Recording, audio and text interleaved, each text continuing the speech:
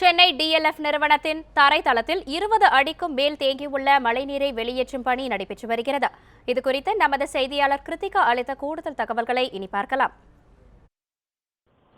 சென்னை ராமாபுரத்தில் இயங்கி வருகின்ற DLF அலுவலகத்தில் கிட்டத்தட்ட 55 நிறுவனங்கள் இயங்கிக் கொண்டிருக்கின்றன. இந்த 55 நிறுவனங்களில் 65,000க்கும் மேற்பட்ட ஊழியர்கள் பணி செய்து கொண்டிருக்கின்றனர். கடந்த வாரம் பெய்த கனமழையின் காரணமாக இந்த நிறுவனத்தில் உள்ள 3 அடுக்குகளில், குறிப்பாக தரைத்தளத்திற்கு கீழ் உள்ள 3 அடுக்குகளில் முழுமையாக தண்ணீர் நிரம்பியுள்ளது. கிட்டத்தட்ட 20 அடிக்கும் மேல் இங்கு தண்ணீர் இருப்பதனால் ஊழியர்கள் பணி செய்வது நிறுத்தப்பட்டுள்ளது. அது மட்டுமில்லாமல் இந்த தண்ணீரை வெளியேற்றும் வேலைகளும் தொடர்ந்து நடைபெற்று வருகின்றன. இந்த அலுவலகத்தின் கீழ் உள்ள தரைத்தளம் என்பது கிட்டத்தட்ட 25 ஏக்கர் அளவிற்கு உள்ளது. இதனால் இந்த தண்ணீரை வெளியேற்றுவதற்கான துரிதமான நடவடிக்கைகள் எடுக்கப்பட்டு வருவதாக இந்த நிறுவனம் தெரிவித்துள்ளது. அதே நேரத்தில் இந்த 20 அடி தண்ணீருக்குள் மனிதர்கள் சிக்கி இறந்திருக்கலாம் என்ற ஒரு செய்தியும் வெளிவந்து கொண்டிருக்கின்ற இந்த தருணத்தில் அந்த செய்தியை முற்றிலுமாக DLF நிறுவனம் மறுக்கின்றது.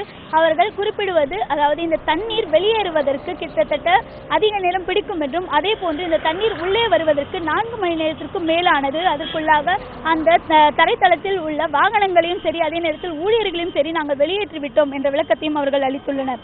ஒளிப்பதிவாளர் பிரபுவுடன் கிருத்திகா கண்ணன், News 7 தமிழ், சென்னை.